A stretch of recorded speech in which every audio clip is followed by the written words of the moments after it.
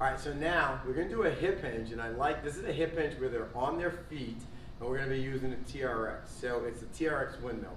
Windmill is a great exercise. They originate with kettlebells.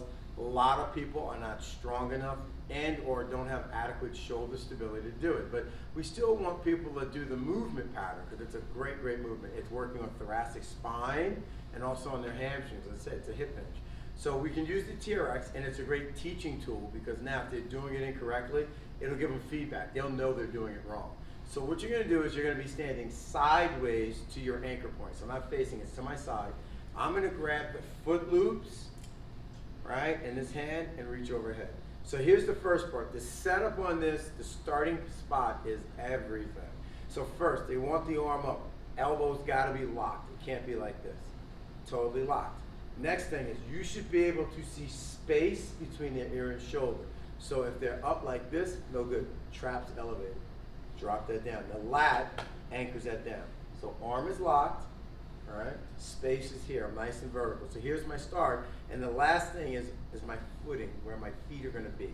I want my feet 45 degrees turned away from there, from my handle. You got me? So this is how my feet are gonna be 45 away. Now I'm all set, ready to go.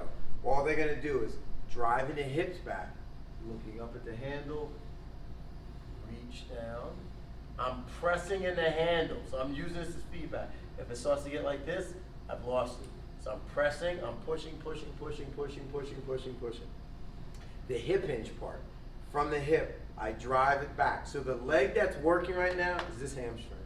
And I let my hand just slide inside my thigh. So they should feel this hamstring going here. All the load's going on there. I'm looking up and just reaching down here. So here's the finish. Now here's the deal. Less mobility. If someone doesn't have enough to reach to the ground, they're gonna end up bending the knee more. That's fine. If they have better mobility, you'll see they may be almost straight. Like I can almost just pull it off and get my hands here. The goal is they're reaching towards the ground. If they can't make it, that's fine. No foul, no harm. You just use it as a target, right? I'm going towards the ground. The key is stay inside this leg.